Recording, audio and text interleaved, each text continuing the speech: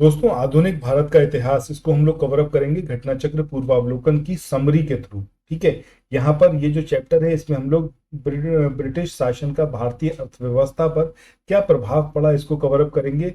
ये पूरा PDF based है आपका घटना चक्र की पूर्वावलोकन की जो बुक है उसके ऊपर, इंडियन हिस्ट्री की। उसमें हर चैप्टर के स्टार्टिंग में समरी दी हुई है, उसके बाद एमसीक्यू दे रखे हैं। यहाँ पर हमने कोशिश ये करी है कि अगर कोई पर्टिकुलर चैप्टर मान लीजिए 10 पेजेस 15 पेजेस में कवर अप किया हुआ है तो उसको हम मात्र 2 से 3 पेजेस के अंदर एकदम समराइज्ड कर दें। ठीक है। सो इसको यहाँ पर देखिए, बहुत ज़्यादा बेनिफिशियल रहेगा। अगर आप लोग ये पीडीएफ चाहते हैं तो इसके लिए आपको हमारे कोर्स में एनरोल कराना होगा, जिसमें आपको मात्र 69 रुपीज़ का पेमेंट करना होगा। 9027281376 इस नंबर पर आप गूगल पे कर सकते हैं। कोई भी क्वेरी आपकी हो, कोई भी आप बात पूछना चाहते हो, आप व्हाट्सएप या फिर टेलीग्राम के माध्यम से मैसेज करके मुझसे आप इसके बारे में पूछ सकते हैं। बाकी यहाँ पर हमारी कोशिश ये रहेगी कि इस पीडीएफ के थ्रू हर एक चीज हम कवर अप कर लें जो कि घटना चक्र की बुक में दी हुई है, और कुछ भी बाकी ना रहे। ठीक है। चलो शुरू करते हैं आज के अपने सेशन को। अब सबसे पहले चैप्टर के अंदर जो भी चीजें दी हुई हैं उसको हम देखें तो कौन कौन सा घटनाक्रम था और कौन कौन सी पर्टिकुलर डेट पर वो अकर हुआ है। ठीक है। सो सबसे पहले स्थायी बंदोबस्त प्रणाली, ये 1793 में अस्तित्व में आई। द असम कंपनी, इसका एस्टेब्लिशमेंट हुआ 1839 में। रेंट एग्रीमेंट की बात करें 1859 में। लंदन इंडिया सोसाइटी 1865 में इसका एस्टेब्लिशमेंट हुआ। दादा भाई नौरोजी ये हाउस ऑफ कॉमन्स के लिए चुने गए एज अ पार्लियामेंटेरियन, तो वो हुआ आपका 1892 में। सो इस पर्टिकुलर चैप्टर में ये वो इवेंट हैं जो आपको याद रखने, एग्जाम में आपसे इनके बारे में पूछा जा सकता है। अब यहाँ पर अगर हम बात करें कि ब्रिटिश भारत में औसतन जो सैन्य बल पर खर्च होता था वो केंद्रीय राजस्व का लगभग 40% माना जाता है। यानी कि 100 में से 40 रुपए ब्रिटिश इंडिया में किस पर खर्च करे जाते थे? सैन्य बल पर। आगे बात करें कि ब्रिटिश शासन का जो भारतीय अर्थव्यवस्था पर प्रभाव क्या था। सबसे पहले, भारत में उद्योगों का स्वतंत्र विकास क्यों नहीं हो पाया। ऑब्वियस सी बात है कि अगर हम किसी इंडस्ट्री के डेवलपमेंट की बात कर रहे हैं कि वो आगे क्यों ग्रो नहीं कर पाई, तो वो ग्रो इसलिए नहीं कर पाई क्योंकि लोगों ने उसमें पैसा नहीं इन्वेस्ट किया होगा। पैसा कौन इन्वेस्ट करेगा? जिसके पास पैसा होगा, यानी कि धनिक वर्ग, जो अमीर लोग हैं। ठीक है। सो इसका रीजन क्या रहा कि भारत में जो धनिक वर्ग था उसके द्वारा भू संपत्ति में निवेश करने को तरजीह नहीं दी जाती थी। इसी की वजह से जो उद्योग थे वो उस तरीके से डेवलप नहीं हो पाए जिस तरीके से उनको डेवलप होना चाहिए था। इसके बाद स्थायी बंदोबस्त प्रणाली जो कि 1793 में कॉर्नवालिस के द्वारा लेके आई गई, इसमें क्या कुछ था तो इसको समझिए। सबसे पहली बात, इसमें जो भू व्यवस्था थी उसमें जमींदारों का भूमि पर वास्तविक अधिकार स्वीकृत कर लिया गया। यानी कि ये चीज इसके अंदर मानी गई थी कि जमींदार जो है इन्हीं के पास मालिकाना हक है जमीन का। लेकिन जमींदारों का भू क्षेत्र ये निर्धारित नहीं था। यानी कि कोई भी जमींदार कितने एरिया में उसका मतलब अधिकार है, कितनी जमीन पर, ये चीज डिफाइन नहीं करी गई थी। सो जब हम बात कर रहे हैं स्थायी बंदोबस्त की, तो इसमें स्थायी किस चीज को करा गया? स्थायी इस चीज को करा गया कि जो जमींदार हैं वो भूमि के वास्तविक मतलब अधिकार करता है, उनके पास राइट है लैंड को लेके। लेकिन कितने भू क्षेत्र में है ये चीज इसके अंदर डिफाइन नहीं करी गई। लगान रहित अनुदान, चारागाह, परती आदि भूमि निर्धारित न होने के कारण कानूनी विवाद बढ़े। अब ऑब्वियस सी बात है, जब यही डिक्लेयर नहीं है कि कितने लैंड पर किसी जमींदार का कब्जा रहेगा या फिर उसका जो है उस पर अधिकार रहेगा, तो ऑब्वियस सी बात है डिस्प्यूट तो होंगे ही। ठीक है। जमींदार और कृषकों के बीच अनेक मध्यस्थतों के कारण भी जो विधिक वादों की संख्या में बढ़ोतरी हुई। यानी कि जो किसान थे, कृषक थे और जो जमींदार थे, उनके बीच में काफी कुछ मध्यस्थ रहते थे, यानी कि बिचौलिए रहते थे, जिसकी वजह से भी जो विधिक वाद थे, यानी कि जो केसेस थे, वो केसेस बढ़ते रहते थे। जमींदारों के ऊपर कोई सरकारी नियंत्रण नहीं था।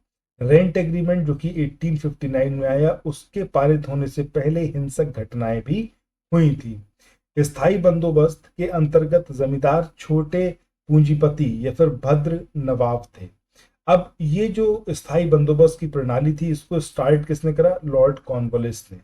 इसे और कौन कौन से नामों से जाना जाता है? तो इज्जत मरारी, जमीन जागीरदारी, मालगुजारी और बिस्वेदारी, ये अलग अलग नाम हैं जिन नामों से स्थायी बंदोबस्त की प्रणाली जो है इसको जाना जाता है। कौन कौन से क्षेत्र थे जहां पर इसको लागू किया गया? तो ये बंगाल, बिहार, उड़ीसा और उत्तर प्रदेश के बनारस तक, ये वो एरिया हैं जहां पर इसको लागू किया गया स्थायी बंदोबस्त प्रणाली को। ब्रिटिश भारत का कितना क्षेत्रफल इसके तहत कवर था? तो तकरीबन 19% भाग जो था ब्रिटिश इंडिया का, वहां पर ये पर्टिकुलर सिस्टम जो था वो अप्लाई किया जाता था। इस व्यवस्था के अंतर्गत जमींदारों के एक नए वर्ग को भूस्वामी घोषित कर दिया गया था। अच्छा, लगान में हिस्सेदारी की बात करें तो अगर सपोज 11 रुपए लगान के रूप में वसूले गए तो उसमें से 10/11 भाग ये जाता था कंपनी के पास में, और 1/11 ये रहता था भूस्वामी के पास में। ठीक है, सो ये एक लगान की हिस्सेदारी रहती थी। चलिए, इसके बाद रैयतवाड़ी व्यवस्था, अभी जो हमने पहली देखी वो थी हमारी स्थायी बंदोबस्त की प्रणाली, दूसरी बात हम कर रहे हैं रैयतवाड़ी व्यवस्था। इस प्रथा के अंतर्गत रैयतों को भूमि के मालिकाना और कब्जेदारी अधिकार दिए गए। रैयत कौन होते थे? जो कि मतलब किसानों की बात कर रहे हैं। ठीक है, तो उनको जो है भूमि का मालिकाना हक मिला और कब्जेदारी का अधिकार भी उनको दिया गया। रैयत ये प्रत्यक्ष रूप से या सीधे तथा व्यक्तिगत रूप से स्वयं सरकार को भू राजस्व का भुगतान करने के लिए उत्तरदायी होते थे। यानी कि इनको ही ये जिम्मेदारी थी कि जो भी रेवेन्यू हुए उस रेवेन्यू को ये वहां पर सरकार के पास जमा करें। लगान का भुगतान करना या फिर भू राजस्व का भुगतान करना, उसके लिए खुद ही रिस्पॉन्सिबल होते थे, कोई मीडिएटर नहीं होता था। ठीक है, चलिए आगे देखते हैं। इस व्यवस्था ने कृषक भू स्वामित्व की स्थापना की, यानी कि जो किसान थे वही भू स्वामित्व बने। ठीक है, भूस्वामी बने। तो ये रैयतवाड़ी व्यवस्था के अंतर्गत ये चीज हुई। इस प्रणाली में सरकार द्वारा मिरासीदारों या फिर उत्तराधिकारी को राज्य का इकलौता नामित राजस्व दाता माना गया। इस व्यवस्था के अंतर्गत लगान की वसूली कठोरता से की जाती थी। 1836 ईस्वी के बाद विनगेट और गोल्डस्मिथ इनके द्वारा इस व्यवस्था में सुधार किए गए। 1820 की बात करें तो इसमें टॉमस मुनरो ने, जो कि मद्रास का गवर्नर था, मतलब वहां पर बनने से पहले, मद्रास का गवर्नर बनने से पहले ही इसने मद्रास में रैयतवाड़ी व्यवस्था को लागू किया। इसके बाद एल्फिंस्टन की बात करें तो इसने जो है बॉम्बे प्रेसिडेंसी में इसको लागू करा, रैयतवाड़ी व्यवस्था को। वहीं कर का निर्धारण भूमि का सर्वेक्षण करने के बाद किया जाता था, यानी कि पहले सर्वे होता था भूमि का, उसके बाद उस पर कितना टैक्स लेना है ये डिसाइड किया जाता था। इस व्यवस्था में लगान की दर जो थी वो काफी ऊंची रहती थी। अच्छा, इस व्यवस्था को किसने स्टार्ट किया? तो ये नाम याद रखना है, टॉमस मुनरो और कैप्टन रीड, इन्होंने रैयतवाड़ी व्यवस्था को लागू किया। अच्छा, किन क्षेत्रों में लागू की गई? तो सबसे पहले ये बारामहल जिला है तमिलनाडु का, वहां पर इसको इम्प्लीमेंट करा गया रैयतवाड़ी व्यवस्था को। उसके बाद के समय में बात करें तो मद्रास, बंबई के कुछ हिस्से, पूर्वी बंगाल, असम तथा कुर्ग, जो कि आज की हम बात करें तो कर्नाटक का एक भाग है। तो ये वो एरिया थे जहां पर रैयतवाड़ी व्यवस्था को इम्प्लीमेंट किया गया। इसके बाद ब्रिटिश भारत का कितना क्षेत्रफल इसके तहत कवर था? तो वो था आपका 51%। वहीं स्थायी बंदोबस्त की प्रणाली मात्र 19%, और यहाँ पर जो है 51% क्षेत्र जो था ब्रिटिश इंडिया का वो कवर रहता था इसके थ्रू। इसके बाद महालवाड़ी पद्धति की बात करें सो इसमें भू राजस्व व्यवस्था कृषकों के साथ नहीं बल्कि प्रत्येक ग्राम तथा महाल जागीर का एक भाग उसके साथ स्थापित की जाती थी। ठीक है, मतलब यहाँ पर जो किसान थे, जो कृषक थे, इनको भूस्वामी नहीं माना गया। इसमें जो भी भू राजस्व होता था उसका जो पूरा एक वो होता था, रिलेशन होता था। ठीक है, कि कैसे कैसे लेना है, क्या करना है, तो उसमें ग्राम और जो महाल थे उनके साथ स्थापित किया जाता था। चलिए, इसके अंतर्गत यदि कोई व्यक्ति अपनी भूमि छोड़ देता था तो ग्राम समाज इस भूमि को संभाल लेता था। यानी कि ग्राम समाज की को एक अथॉरिटी माना गया और उससे ही भू राजस्व को लिया गया, ना कि डायरेक्टली किसान से। अभी जब हमने रैयतवाड़ी व्यवस्था को देखा था तो वहां पर सीधे सीधे किसान की रिस्पॉन्सिबिलिटी होती थी अपने लगान को जमा करे। इससे पहले जब स्थायी बंदोबस्त की प्रणाली देखी तो उसमें यह था कि जो जागीरदार थे उनको दे दिया था कि भाई तुम ये पूरा एरिया देखोगे। अब वो एरिया कहाँ तक होगा ये डिफाइन नहीं था, लेकिन ये चीज थी कि जागीरदार जो थे वो रिस्पॉन्सिबल होते थे राजस्व देने के लिए। ठीक है। अच्छा, ये जब महालवाड़ी पद्धति की बात कर रहे हैं तो ये ग्राम समाज ही सम्मिलित भूमि तथा अन्य भूमि का स्वामी होता था। मतलब जो ग्राम समाज है यही जो तो होता था, पूरी भूमि का स्वामित्व इसी के पास होता था। अच्छा, इसको कौन कौन से एरिया में इम्प्लीमेंट किया गया? तो उत्तर प्रदेश, मध्य प्रांत और पंजाब के कुछ हिस्से, वहां पर इसको इम्प्लीमेंट किया गया। ब्रिटिश इंडिया का कितना क्षेत्रफल इसके तहत कवर्ड था? तो वो था आपका 30%। तो सबसे पहले स्थायी बंदोबस्त की प्रणाली वो 19% एरिया में लागू की गई। महालवाड़ी की बात करें तो ये 30% और रैयतवाड़ी की बात करें तो वो 51%। इसके बाद आगे बात करते हैं कि ब्रिटिश शासनकाल के दौरान जो प्रमुख शब्दावली थी, सबसे पहले एक शब्द आया गृह शुल्क। इसका मतलब क्या था? औपनिवेशिक शासनकाल के दौरान इंग्लैंड स्थित राजा ये सचिव द्वारा भारत सरकार की ओर से जो व्यय किया जाता था उसको दर्शाता था गृह शुल्क। इसमें क्या कुछ शामिल था? भारतीय सार्वजनिक ऋण, यानी कि यहाँ पर जो ऋण दिया जा रहा है, ठीक है, वो, और इसके अलावा रेलों पर लगाई गई पूंजी, ठीक है, उस पर दिया गया जो ब्याज था, भारत को दी गई सैनिक और अन्य सामग्री की लागत, इसके अलावा भारत के कारण इंग्लैंड में दिए जाने वाले नागरिक और सैनिक शुल्क, ये सब इसी पर भारित थे, गृह शुल्क पर। इसके अलावा इंग्लैंड में राज्य सचिव का सारा खर्च कौन से साल तक? साल 1919 तक, ये सब कुछ गृह शुल्क से दिया जाता था। भारत सरकार द्वारा यूरोपीय अफसर को दिए जाने वाले भत्ते और पेंशन वो भी गृह शुल्क पर ही भारित होता था, मतलब वहीं से दिया जाता था। अच्छा, भारत के बाहर कुछ युद्धों को लड़ने में अंग्रेजों द्वारा प्रयोग में लाई जाने वाली जो निधि थी वो गृह शुल्क पर भारित नहीं। यानी कि हिंदुस्तान से बाहर अगर अंग्रेज कोई लड़ाई लड़ रहे हैं तो उस पर जो खर्चा आएगा वो खर्चा इस गृह शुल्क से नहीं लिया जाता। इसके बाद नेक्स्ट बात करते हैं इंडियन प्रेफरेंस की। तो इसका प्रयोग भारत में ब्रिटिश आयातों पर दी जाने वाली विशेष रियायतों के लिए किया जाता था, यानी कि स्पेशल जो रिलीफ दिया जाता था जो ब्रिटिश आयात थे उन पर, तो उसके लिए इंपीरियल प्रेफरेंस ये शब्द दिया जाता था। इसके तहत भारत ने ब्रिटिश आयातों पर नामांकन बिल्कुल नहीं या फिर बिल्कुल ही नहीं, जबकि भारत के जो निर्यात है ब्रिटेन में भारी शुल्क आया था। इसके बाद आगे बात करते हैं धन का वहन अफवाह। ये जो था ये किसने दिया इस थ्योरी को? तो वो है आपके दादा भाई नौरोजी। ठीक है।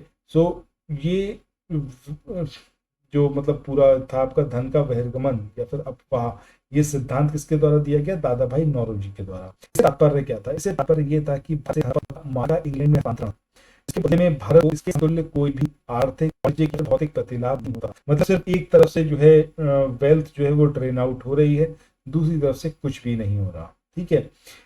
1892 में लिबरल पार्टी के टिकट पर ब्रिटिश हाउस ऑफ कॉमन्स के लिए चुने जाने वाले पहले व्यक्ति ये थे भाई नौरोजी। इन्होंने सिद्धांत प्रतिपादन किया था इसका, जो आपका ये धन का बहिर्गमन। ठीक है। अब दादाभाई नौरोजी ने सिद्धांत प्रतिपादन किया, वो कौन कौन से लिखित पुस्तक जिसमें इन्होंने इसके बारे में बताया? सो वो है आपका England to India, second poverty and un British rule in India. ये जो बुक थी poverty and un British rule in India, ये 1901 में लंदन के पास सोनेशन प्रकाशक द्वारा प्रकाशित की गई थी। इसके बाद the wants and means of India, ये भी दादा भाई नौरोजी से ही रिलेटेड रही थी, उन्हीं के द्वारा निकाली गई थी। और इसके अलावा on the commerce of India. So ये पर्टिकुलर वो बुक और लेख थे जिसमें दादा भाई नौरोजी ने ट्रेन ऑफ वेल्थ थ्योरी को बताया था। इसके बाद आगे बात करते हैं लंदन इंडिया सोसाइटी की। तो इसका एस्टेब्लिशमेंट 1865 में। संस्थापक कौन थे? दादा भाई नौरोजी और डब्ल्यू सी बैनर्जी। इसका काम क्या था? कि भारत के दुख दर्दों का प्रचार करना, ये काम था लंदन इंडिया सोसाइटी। आगे बढ़ते हैं। इस सिद्धांत के अन्य जो समर्थक थे वो थे आपके रमेश चंद्र दत्त। हम बात कर रहे हैं यहाँ पर drain of train of wealth theory की, ठीक है, दादा भाई नौरोजी के द्वारा इसको दिया गया। सो रमेश चंद्र दत्त, इन्होंने भी धन के बहिर्गमन के सिद्धांत पर बल दिया था, और इनका एक लेख है इकोनॉमिक हिस्ट्री ऑफ इंडिया, इसमें बताया गया है कि राजस्व का आधा भाग प्रतिवर्ष भारत से बाहर चला जाता है। इसके बाद नेक्स्ट हम बात करें भारतीय राष्ट्रीय कांग्रेस की, तो इसने 1896 ईस्वी में कलकत्ता अधिवेशन में आधिकारिक तौर पर बहिर्गमन के सिद्धांत को स्वीकार किया था। देखते हैं, कांग्रेस का मत था कि देश में पड़ने वाले अकालों और लोगों की निर्धनता है, उसका कारण वर्ष से लगातार चला आ रहा धन का बहिर्गमन है। अच्छा, धन के बहिर्गमन के सिद्धांत के विरोधी कौन कौन थे, तो ये थे आपके सर सैयद अहमद खां। इन्होंने क्या कुछ कहा उसको देखते हैं। ये ब्रिटिश शासन के प्रति वफादार थे और मुस्लिम समाज का विकास वे भारत में ओंगल के बने रहने में ही संभव मानते थे, यानी कि ये चाहते थे कि अगर मुसलमानों को ग्रो करना है, डेवलप करना है, तो इसके लिए जरूरी है कि यहाँ पर अंग्रेज जो है वो रूल करते रहें। इसी वजह से वे दादा भाई नौरोजी के उत्सरण सिद्धांत में विश्वास नहीं रखते थे, यानी कि जो थ्योरी ऑफ मतलब ट्रेन ऑफ वेल्थ थ्योरी है तो ये बिलीव नहीं करते। अच्छा, और कौन कौन से प्रमुख शब्दावली हैं उसको देख लेते हैं। पहला है आपका औरंग, ये एक फारसी शब्द है और इसका अर्थ क्या होता है, गुदाम, ठीक है, औरंग का। इसके बाद बेनियान या फिर बनिया, इसकी बात करें तो ये पारंपरिक वणिक समुदाय के व्यापारी जो इंडिया कंपनी के एजेंट के रूप में कंपनी और भारतीय कारीगरों के बीच में काम करते थे। नेक्स्ट शब्द है दासी, तो ये एक अरबी शब्द है, इसका अर्थ होता है उत्तराधिकारी, ठीक है। अब नेक्स्ट हम बात करें द असम कंपनी, तो इसका स्टेशन हुआ 1839 में, और ये जो कंपनी थी इंग्लैंड में स्थापित की गई थी और भारत की सबसे पुरानी व्यावसायिक चाय कंपनी है। नेक्स्ट बात करते हैं 19वीं शताब्दी में औद्योगिक क्रांति के फलस्वरूप भारतीय उद्योगों पर बड़ा प्रभाव पड़ा है। तो ये इस युग की अगर हम बात करें तो इसमें भारत में जो अनौद्योगिकरण मतलब की इंडस्ट्रीज खत्म हो रही थी उसे माना जाता है। इन नीतियों के कारण भारतीय दस्तकारी उद्योग का विनाश हो गया था। इसमें कौन कौन सी पॉलिसीज थी अंग्रेजों की? पहली ये कि भारत मुक्त व्यापार नीति लागू करना, मतलब भारत में कोई भी आके अपने सामान को डंप आउट कर सकता है। दूसरा, भारतीय माल पर अत्यधिक चुंगी लगाना ताकि यहाँ का माल बाहर न जा पाए और ज्यादा प्रॉस्पेरिटी ना हो। ब्रिटिश कंपनी द्वारा भारत से कच्चे माल का निर्यात, इसके अलावा रेल मार्गों का विकास और विदेशी निर्माताओं को उद्योग लगाने के लिए विशेष देना, ये सारे रीजन थे जिसकी वजह से हिंदुस्तान का कुटीर उद्योग था वो बहुत ज्यादा प्रभावित हुआ निगेटिव एस्पेक्ट में। सो इसी के साथ दोस्तों आज के इस वाले सेशन में तो आप ये सारे चैप्टर 1 2 3 4 5 ये हर एक चैप्टर कम से कम 10-20 पेज हमने यहाँ पर इस पूरे चैप्टर को मात्र कवर अप कर दिया। जो कुछ चक्र पूर्वावलोकन में गिवन है उसी सबको यहाँ पर अच्छे से लिख के